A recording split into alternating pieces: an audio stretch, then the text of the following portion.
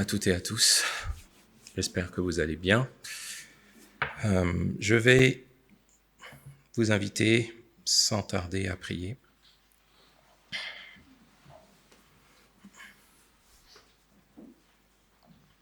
Tendre Père céleste, Père de notre Seigneur Jésus-Christ, qui nous appelle de son nom et qui nous donne le privilège d'appartenir à ta famille.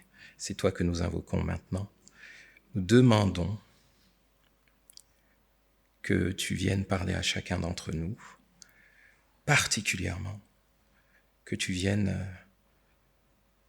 dispenser ta parole à ceux qui te cherchent d'un cœur sincère et même à ceux qui peut-être ne te cherchent pas. Nous sommes reconnaissants du privilège que c'est de pouvoir proclamer, écouter, méditer ta parole. Et nous prions que tu puisses venir à notre rencontre, nous saisir, nous corriger, nous encourager, nous édifier, nous fortifier, si c'est ça ta volonté, et permettre que nous soyons transformés à tel point que dans nos vies, ton nom soit exalté dans ce temps et pour toujours. Nous prions au nom de Jésus-Christ, notre Seigneur et Sauveur. Amen.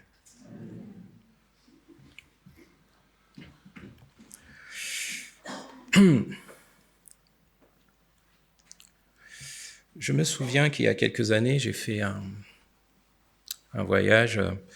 Je me suis retrouvé de l'autre côté de l'Atlantique et puis j'étais donc sur un site touristique assez connu qui attirait beaucoup de gens puisqu'il y avait une statue d'un nom bien connu, très impressionnante, un gros monument, 10 statues de la liberté. Et je trouvais effectivement que c'était très impressionnant, c'était presque glorieux comme monument et je me rendais compte à quel point ces choses-là peuvent attirer les gens et ça m'a amené dans cette réflexion, même au moment où je préparais ce message sur les grands monuments de ce monde ou encore lorsqu'on pense aux merveilles du monde, à quoi on pense? En général, on pense à des grandes réalisations, des choses qui sont impressionnantes, qui ont marqué l'histoire, qui ont laissé une trace dans l'histoire.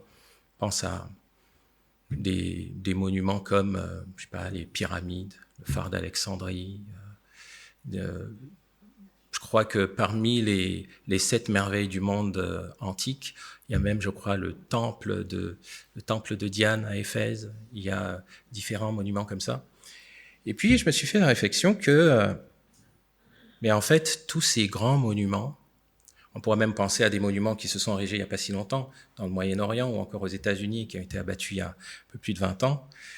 Comme ces grands monuments, finalement, ils viennent tous à disparaître. Et on se demande finalement, est-ce que c'est ça qu'on appelle une merveille? Aujourd'hui, parmi les monuments antiques, je crois qu'il ne reste que 1 ou 2. On parle à peine du phare d'Alexandrie, mais surtout, il ne reste, je crois, que la pyramide d'un pharaon, je crois, qui s'appelle Khéops. Et ça pose la question, finalement. Ce qui nous impressionne, est-ce que c'est ça, les merveilles? Qu'est-ce qu'on appelle réellement une merveille? Est-ce qu'on est une merveille? Est-ce que c'est une merveille par sa taille, sa beauté, sa durée? Parce que finalement, même si ça a pu durer quelques siècles, ça ne reste pas si longtemps. Ou alors, est-ce que on pourrait requalifier ce qu'on appelle une merveille en fonction de la présence de Dieu? J'aimerais vous partager au travers du texte qu'on va méditer ce matin un monument qui n'a jamais été classé parmi les merveilles de ce monde et qui pourtant, à mon avis, est bien l'une des merveilles de ce monde. Elle appartient à une série de merveilles qui n'ont pas été classées et elle a ceci de particulier que lorsqu'elle a été construite, il n'y avait jamais rien eu de semblable depuis le Jardin d'Éden. Il n'y a jamais rien eu de semblable depuis le Jardin d'Éden. Alors, ce n'était pas le Jardin d'Éden, mais jamais les êtres humains n'ont eu autant de proximité avec Dieu mais c'était dans un contexte encadré et médiatisé. Je pense que plusieurs d'entre vous ont deviné, puisqu'on est dans le livre de l'Exode, que je parle de ce qu'on appelle la tente de la rencontre. C'était un lieu qui a été construit sous la direction de Dieu, réalisé par les hommes qui étaient rendus capables par Dieu de le faire, avec une certaine proximité, comme je disais, mais une proximité réelle mais limitée. Et au cœur de cette tente de la rencontre, il y a un homme, on l'appelle le grand prêtre. Alors, le grand prêtre, il fera le focus de notre méditation. Le grand prêtre, c'est bien un homme, c'est vrai, mais ce que va nous montrer le texte, c'est que même si c'est un homme, c'est pas un homme comme les autres. Et surtout, parce qu'il annonce un autre homme, quelqu'un d'autre. Donc, on va pas tarder dans quelques instants à lire dans le livre de l'Exode, mais pour essayer de rendre notre texte plus digeste, parce que vous allez voir que c'est peut-être pas un texte sur lequel on prêche habituellement. Il sera plein de détails passionnants, mais je crois que j'ai peut-être pas vu encore quelqu'un prêcher sur ce texte. Pour nous mettre en contexte, où sommes-nous ? Nous sommes dans le livre de l'Exode, chapitre 39. On va donc parler du tabernacle, mais surtout du grand prêtre dans le tabernacle. Et nous sommes à une phase de l'histoire du peuple d'Israël où ils sont donc sortis d'Égypte, ils sont dans le désert, et puis Dieu a confié un grand projet aux hommes par l'intermédiaire de son serviteur Moïse. Et c'est un peu comme ce qu'on voit dans la réalité d'aujourd'hui, où vous avez quelqu'un qui veut bâtir un grand chantier, et puis il désigne une personne pour représenter ses intérêts. Cette personne, c'est ce qu'on appelle le maître d'ouvrage, qui va donc représenter les intérêts du donneur d'ordre. Ici, le donneur d'ordre, c'est Dieu. Le maître d'ouvrage, c'est Moïse. Et le maître d'ouvrage confie le dossier à des gens qualifiés, avec quelqu'un en chef, un maître d'œuvre. Dans la Bible, ce maître d'œuvre, qui aura été désigné par Dieu, s'appelle Betsaléel, et il va recruter plein de gens. Et donc là, on part à peu près du chapitre 25 jusqu'au chapitre 31, où Dieu donne toutes ses instructions à Moïse sur comment construire la tente de la rencontre. Et puis, après quelques épisodes qu'on saute entre le verset 32 et le verset 35, où Israël avait en fait enfreint l'alliance avec Dieu, les travaux se mettent à démarrer à partir du verset 36. Et lorsque nous arrivons au verset 39, nous sommes à la fin des travaux. Donc, je nous ai épargné pour ce matin une lecture de tous les travaux. Nous allons lire la fin des travaux, et la fin des travaux se concentre sur le grand prêtre, mais en particulier pas directement sur sa personne. Ce que nous allons voir qui est fabuleux, c'est que ça se concentre sur les vêtements du grand prêtre. Vous savez, lorsqu'il y a un chantier, comme je disais tout à l'heure, il y a des gens qui construisent, et puis à un moment donné, le chantier est terminé, il y a la mise en service, il y a ceux qui vont œuvrer dans le bâtiment qui a été construit. Et là, on va parler de la tenue de celui qui œuvre dans le bâtiment qui a été construit. Et cette tenue-là a le mérite qu'on regarde avec attention, parce qu'elle va nous apprendre des choses. Ouvrons maintenant nos Bibles dans Exode, chapitre 39.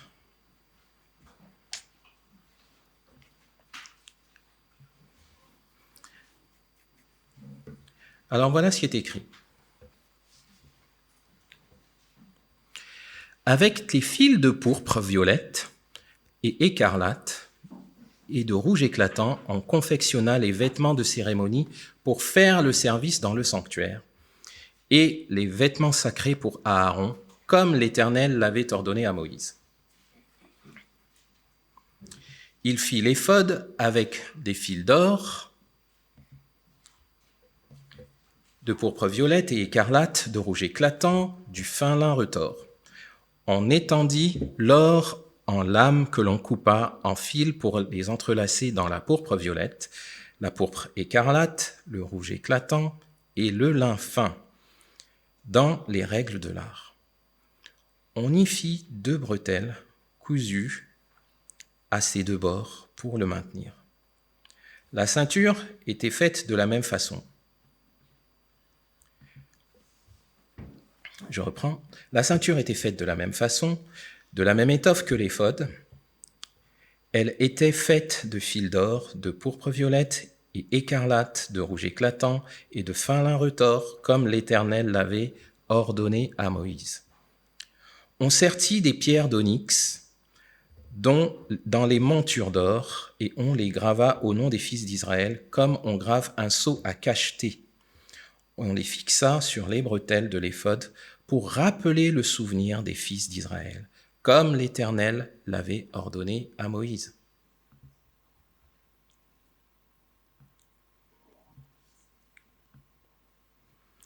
On fit le pectoral dans les règles de l'art et ouvragé comme l'éphod, avec des fils d'or, de pourpre et écarlate, de rouge éclatant et de fin lin retors. Une fois replié en 2, il y avait une forme d'un carré de 25 cm de côté. On le garnit de 4 rangées de pierreries. Sur la première, une sardoine, une topaze et une émeraude. Sur la deuxième, un ruban, un saphir et un diamant. Sur la troisième, une opale, une agate et une améthyste. Sur la quatrième, une chrysolite, un onyx et un jaspe. Ces pierres étaient serties de montures d'or. Elles étaient gravées au nom des 12 tribus des fils d'Israël, comme des sceaux à cacheter. Chacun portait le nom d'une des 12 tribus. On fit au pectoral des chaînettes d'or pures, tressées, comme des cordons. On lui fit aussi 2 montures d'or et 2 anneaux d'or, que l'on fixa à ses 2 bords, pour passer les 2 cordons d'or dans les 2 anneaux d'or au bord du pectoral. À leur autre extrémité, ces 2 cordons furent fixés aux agrafes placées sur les bretelles de l'éphod par devant. On fit de plus 2 anneaux d'or que l'on plaça, eux, aux 2 bords du pectoral, la face intérieure contre l'éphod. On fit 2 autres anneaux d'or qui furent fixés par le bas aux 2 bretelles de l'éphod, sur le devant, près de la tache, au-dessus de la ceinture de l'éphod. On lia les anneaux du pectoral à ceux de l'éphod par un cordonnet de pourpre violette, afin que le pectoral soit fixé sur la ceinture de l'éphod, sans pouvoir s'en séparer, comme l'Éternel l'avait ordonné à Moïse. On tissa la robe de l'éphod tout entière en pourpre violette. Au milieu était ménagée une ouverture comme l'encolure d'un vêtement de cuir tressé. Autour de cette ouverture, on avait cousu un ourlet pour que la robe ne se déchire pas. On garnit le pan de la robe de grenades faites de fils de pourpre, violette et écarlate, de rouge éclatant et de lin retors. On fabriqua des clochettes d'or pur et on les fit alterner tout autour avec les grenades le long du pan de la robe. Une clochette et une grenade, et ainsi de suite sur tout le tour du bas de la robe pour le service, comme l'Éternel l'avait ordonné à Moïse. On tissa les tuniques pour Aaron et ses fils dans du lin fin, le turban de fin lin, les tiares de fin lin, les caleçons de lin retors, et la ceinture brodée en fil de fin lin retors, de pourpre violette, de pourpre écarlate et de rouge éclatant, comme l'Éternel l'avait ordonné à Moïse. On fit l'insigne, le diadème sacré en or pur, et l'on grava comme sur un sceau à cacheter, consacré à l'Éternel.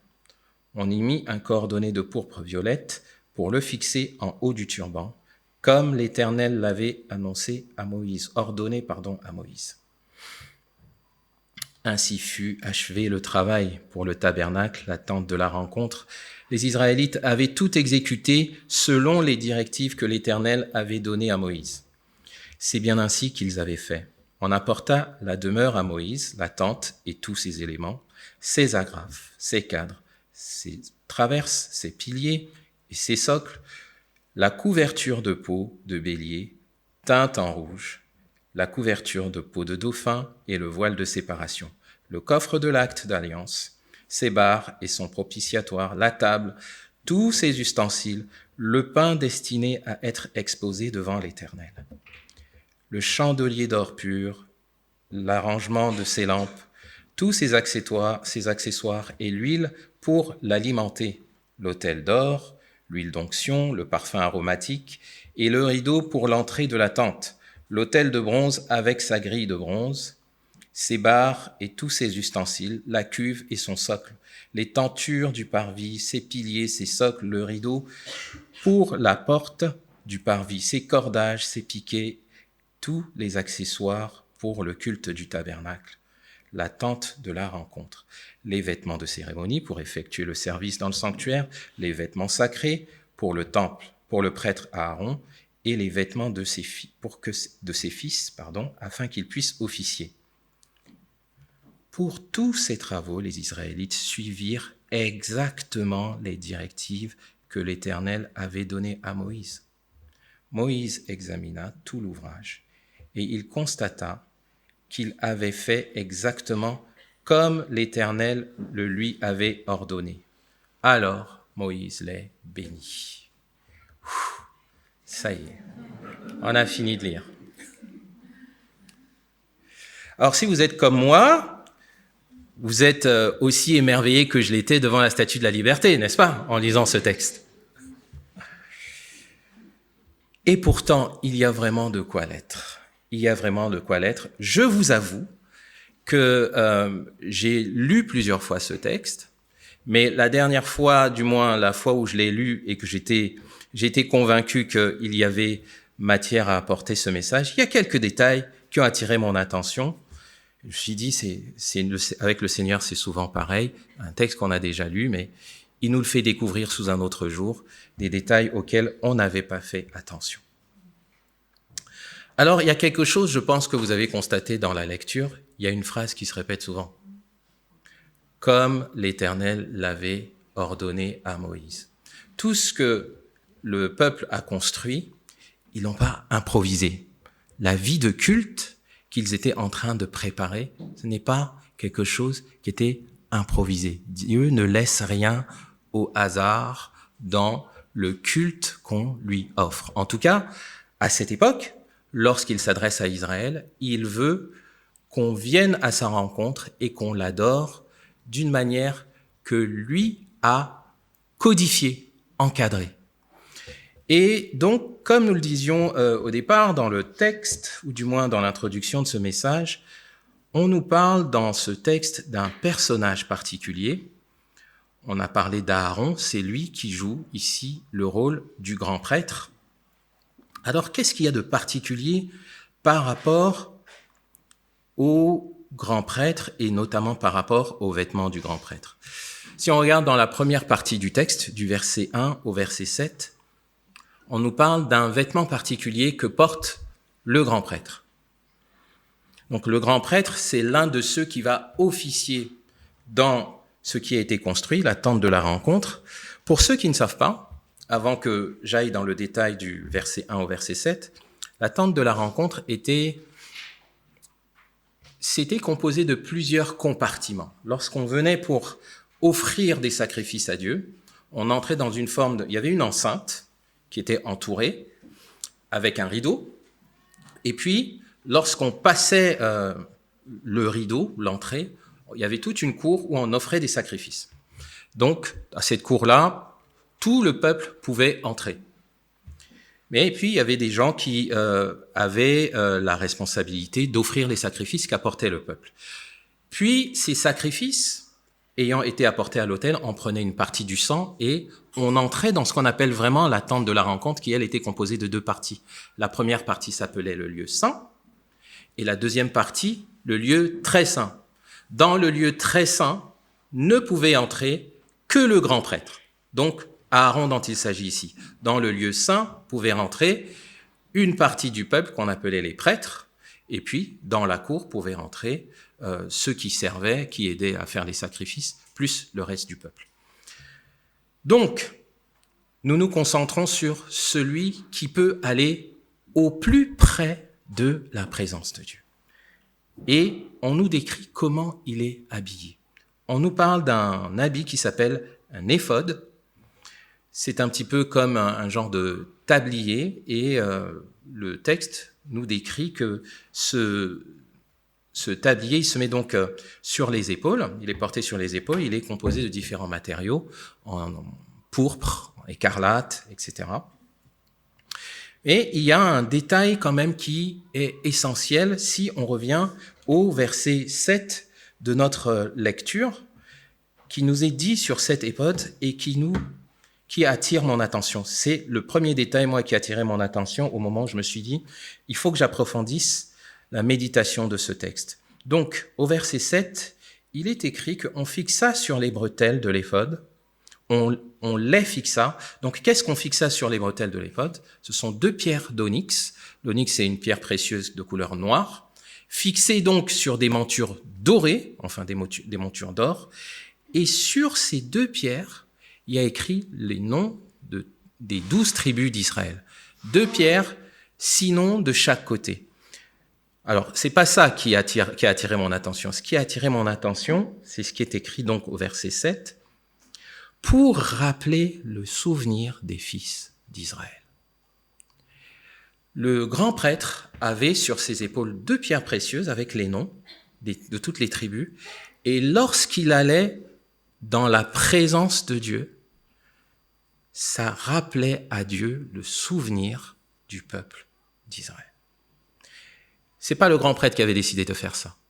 C'est l'intention de Dieu de se souvenir du peuple d'Israël lorsque le seul individu du peuple se tenait en sa présence.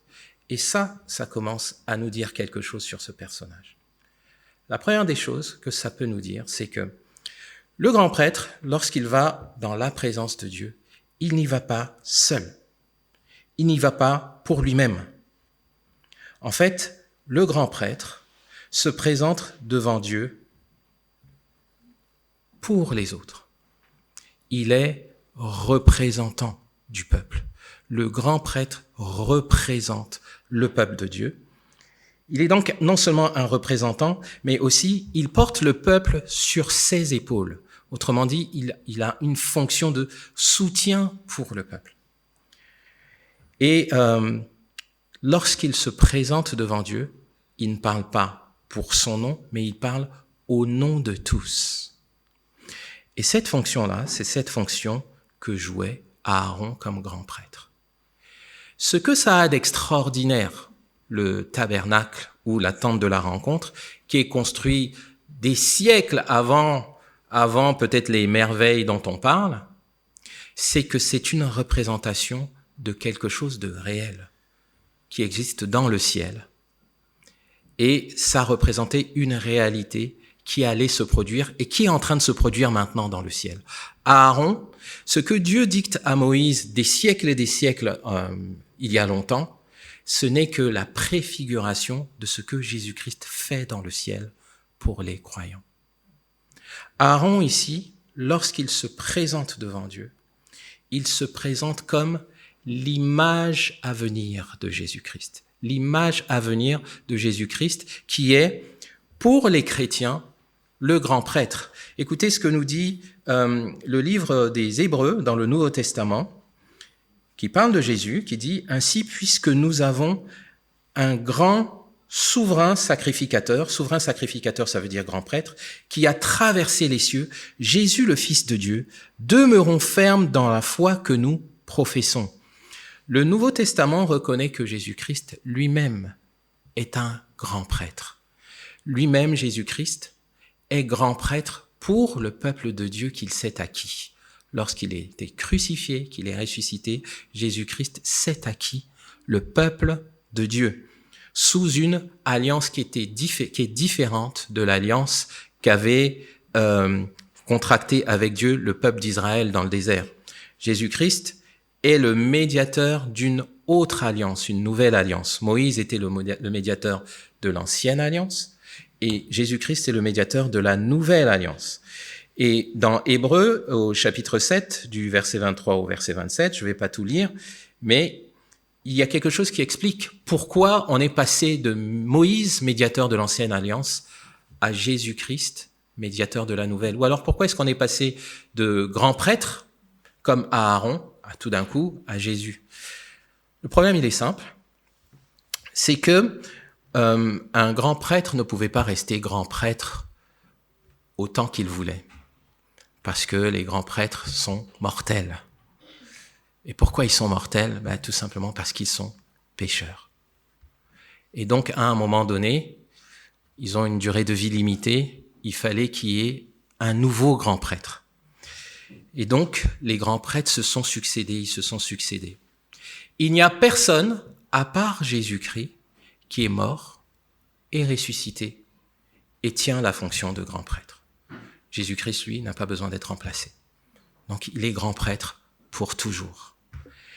Et donc, le livre des Hébreux explique en fait qu'il est le grand prêtre dont l'humanité a besoin. L'humanité a besoin d'un grand prêtre qui parle en sa faveur à Dieu constamment. C'est la différence entre le Seigneur Jésus-Christ et Aaron. Si vous lisez le livre des Hébreux, il explique pourquoi personne n'est égal à Jésus-Christ. Jésus-Christ est supérieur en dignité par rapport aux anges, il est supérieur par rapport à Moïse, et il est supérieur par rapport à Aaron parce qu'il a un meilleur souverain sacrificateur, un meilleur grand prêtre. Et donc, la bonne nouvelle pour les croyants, c'est que ce parallèle que fait Aaron dans le tabernacle avec les habits qu'il porte, il est en train d'imiter ce que Jésus fait réellement. Aaron le fait pour un temps limité, mais la bonne nouvelle pour nous qui vivons aujourd'hui, c'est que Jésus-Christ le fait indéfiniment. Jésus-Christ porte sur ses épaules le peuple de Dieu dans son entièreté. Si tu appartiens au Seigneur, sache qu'il y a quelqu'un au ciel qui parle pour toi. Il n'y a pas un problème que tu traverses seul. Le Seigneur porte toute la nation de la nouvelle Israël sur ses épaules. Et il est constamment devant Dieu, notre représentant. Il n'y a pas quelqu'un qui appartient à Jésus-Christ et qui n'est pas concerné par ça. Nous avons au ciel un souverain sacrificateur. Et l'œuvre là qu'il y a dans l'Ancien Testament, c'est une œuvre qui nous donne un regard sur cette réalité céleste, que les gens ne voient pas. Mais ça lui valait bien d'être qualifiée de merveille, parce qu'elle représente quelque chose d'extraordinaire qui se passe actuellement dans le ciel et qui va continuer. Ce n'est pas la seule chose qu'on peut voir, mais retenons donc ceci. Pour celui qui est croyant, tu n'es jamais seul devant Dieu, même quand tu tombes, même quand tu luttes, tu es toujours porté par ton grand prêtre qui est au ciel. Que tu tombes ou que tu luttes, le Seigneur porte son peuple, il parle pour son peuple. Il faut s'en souvenir. Il y a aussi un message pour le non-croyant, avant qu'on passe à la suite, c'est que devant Dieu, porter ta vie tout seul, c'est une drôle d'aventure, tu peux pas faire ça. L'être humain a besoin d'être porté par quelqu'un devant le trône de Dieu. Si tu n'as pas reconnu le Seigneur Jésus comme ton Seigneur et Sauveur, il n'y a personne qui fait ça pour toi. Tu es livré à toi-même. La Bible parle d'ailleurs de ceux qui ne croient pas en Jésus-Christ comme des hommes livrés à eux-mêmes. Et là, pour le coup, oui, tu es livré à toi-même. Mais le Seigneur Jésus désire être celui qui te porte. Donc, reçois ceci comme une invitation si tu n'as pas encore fait du Seigneur Jésus ton Seigneur et ton Sauveur. Revenons aux vêtements du souverain sacrificateur ou du grand prêtre dans l'Ancien Testament, dans ce livre de l'Exode. Après nous avoir parlé de l'éphod, qu'on a vu très sommairement, il faut le dire, il y a d'autres détails sur lesquels je vais peut-être revenir. Il y a aussi un autre élément que le grand prêtre utilise pour s'habiller, ça s'appelle le pectoral. Et le pectoral, c'est un élément qu'il porte sur sa poitrine. Le texte nous dit que le pectoral était composé de 12 pierres. Donc il y a 4 rangées de pierres précieuses. Et chaque pierre est différente. Elle porte le nom d'une tribu en particulier. Donc, ce qui est intéressant ici, c'est que on a pu voir que les noms des 12 tribus, ils étaient sur les épaules. Et ça nous dit que le Seigneur soutient le peuple de Dieu collectivement, comme une nation. Mais ici, on voit que les noms sont individuels. Comme pour dire que le grand prêtre soutient le peuple personnellement. Il y a cette notion que Dieu ne nous voit pas, ou le grand prêtre ne nous représente pas seulement collectivement, mais il y a une relation individuelle, personnelle. Ça fait penser, puisque Aaron est l'image du grand prêtre qu'est Jésus-Christ, ça fait penser à ce que Jésus-Christ a dit. Lorsqu'on lit dans l'Évangile selon Jean au chapitre 10, verset 14, Jésus dit « Je suis le bon berger, je connais mes brebis et elles me connaissent. » Quand Jésus dit ça, il dit qu'il y a une relation personnelle avec le Seigneur Jésus. Le Seigneur Jésus n'est pas un personnage qu'on connaît de loin. Si on devait se représenter ça, imaginez qu'il y ait un meeting, Jésus-Christ est le personnage principal, il passe dans la rue, il vous voit au bord de la rue, il peut s'arrêter et venir vous voir et vous appeler par votre nom, parce qu'il vous connaît. Si vous demandez au président de la République de passer, vous représentez un citoyen lambda dans la nation. Jésus-Christ, avec lui, c'est pas comme ça. Il connaît chacune des personnes qui lui appartient par son nom. Il connaît sa vie. Il sait tout de chacun de nous. Et c'est ce que représente le pectoral. Lorsque le grand prêtre arrive devant Dieu, il parle pour la nation collectivement, mais il parle pour chacun de nous individuellement. Il n'est pas trop loin de nous. Il est très proche de nous. C'était la fonction qu'avait Aaron lorsqu'il se présentait devant Dieu. C'était de représenter aussi chacun personnellement. Les intérêts collectifs, mais aussi les intérêts personnels. La fonction du grand prêtre, en passant, c'est d'amener le peuple à Dieu. Donc, il a amené le peuple à Dieu d'une manière générale, collective, mais aussi d'une manière toute particulière. Et c'est ce que fait Jésus. Jésus amène la situation de chacun d'entre nous, individuellement, devant le Père.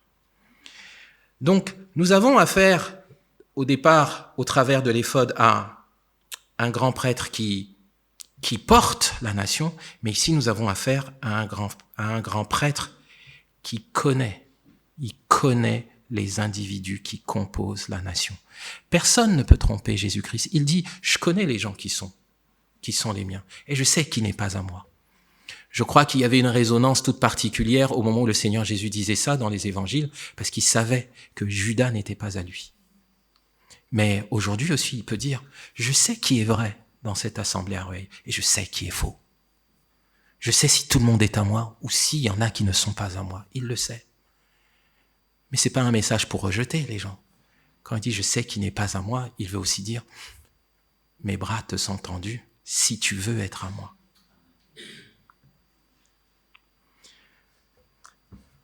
Donc tu n'es pas invisible si tu es un croyant, si tu es un espace croyant.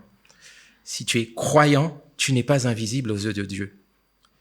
Les combats que tu mènes, tu ne les mènes pas seul. Le Seigneur Jésus a dit, toutes les fois que vous ferez ces choses, au plus petit à l'un de ces plus petits, c'est à moi que vous les faites.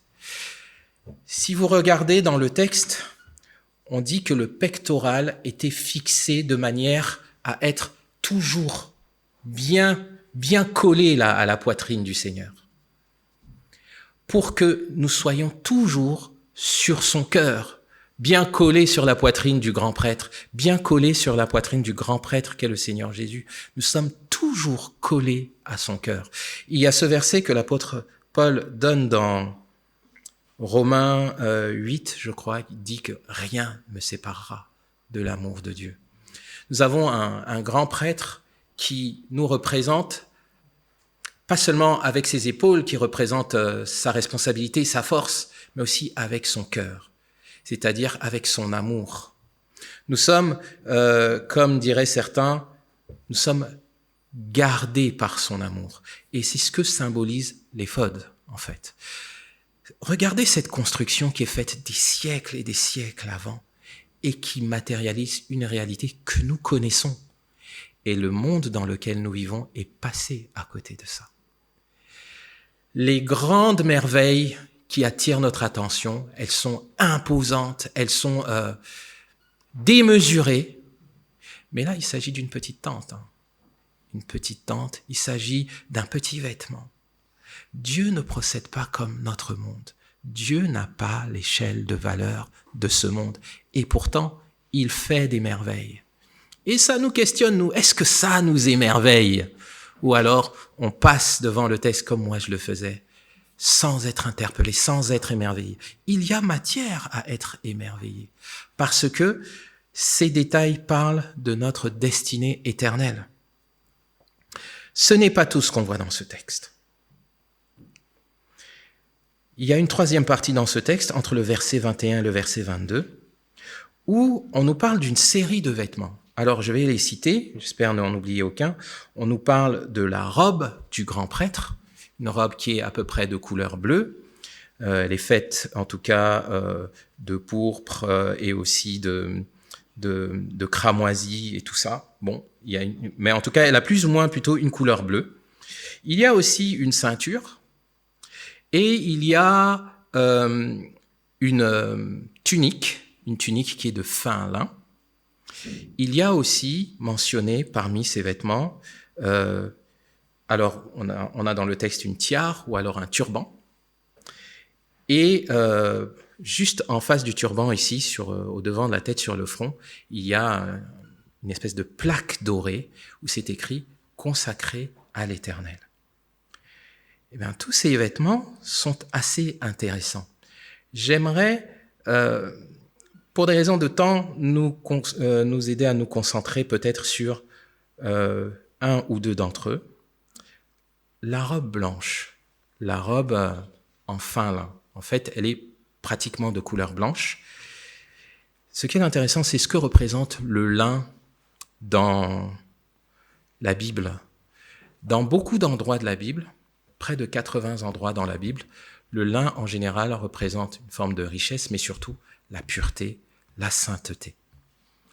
Donc ça veut dire que le grand prêtre, Aaron, dans le passage de l'Ancien Testament, était revêtu d'une tunique qui voulait dire qu'il était pur. D'ailleurs, avant de rentrer dans le lieu saint, donc la première chambre de la tente, ou alors dans le lieu très saint, la chambre la plus éloignée, reculée, où il y avait la présence de Dieu, il fallait que le grand prêtre se lave. Une fois pur, il pouvait mettre sa robe. Mais ce qui est intéressant, c'est qu'il mettait sa robe qui symbolisait qu'il était pur, et par-dessus, il mettait l'éphod, et il mettait aussi le pectoral. Alors j'ai dit que j'allais revenir sur l'éphod. L'éphod, c'est intéressant parce que lui aussi, il est plus ou moins de couleur bleue, mais aussi de couleur rouge. Pourquoi? Parce qu'il est fait, a dit le texte, de cramoisi et aussi de pourpre. Il est aussi fait de rouge écarlate. Donc, dans la Bible, si nous lisons dans le livre d'Ésaïe au chapitre 1, verset 18, on verra que Dieu, en parlant au peuple, compare le cramoisi au péché. Le cramoisi représente le péché, le rouge écarlate, le sang, la pourpre, ça représente la royauté, donc c'est quelque chose de noble, mais ce qui est intéressant, c'est que l'éphod, il est mêlé, et il est aussi mêlé de fils d'or. Donc il y a quelque chose, l'or représente souvent la divinité dans la Bible, il y a quelque chose de noble, mais il y a aussi quelque chose de pas noble, le péché. Le grand prêtre a une robe pure, mais il revêt par-dessus quelque chose qui représente le péché. Lorsque le grand prêtre rentre dans la présence de Dieu, il vient avec sa pureté, mais il vient aussi avec ce qui représente le péché. C'est ce que faisait Aaron. Et qui d'autre fait ça? Jésus. Jésus-Christ a pris sur lui nos péché. Aaron n'est qu'un homme. Aaron était pécheur lui-même. Lorsque Aaron entrait dans la présence de Dieu, il ne pouvait pas rentrer juste avec sa tenue, il fallait qu'il amène du sang qui montrait qu'on avait sacrifié un animal pour que Dieu l'accepte en sa présence. Mais la tenue qu'il porte veut dire quelque chose. Elle veut dire que pour rentrer dans la présence de Dieu, tu dois être pur. Tu peux pas rentrer dans la présence de Dieu si tu es impur. Mais la fonction particulière du grand prêtre, c'est que il rentre pur avec les péchés des autres. C'est ce que Jésus a fait. Jésus à la croix a pris les péchés de l'humanité sur lui. Lui qui n'a pas besoin d'une robe pour être pur, il n'a pas besoin de se laver parce que lui-même il est pur de fait, il est sans péché. Celui qui est sans péché s'est revêtu du péché et s'est présenté à Dieu. Avec quel sang? Pas celui d'un animal, son propre sang.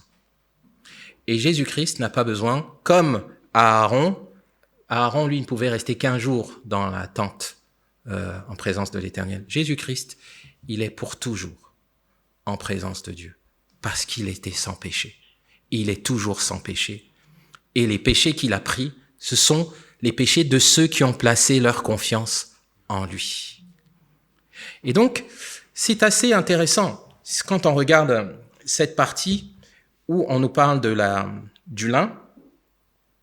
Je vais bientôt conclure parce que j'ai vu le temps avancer.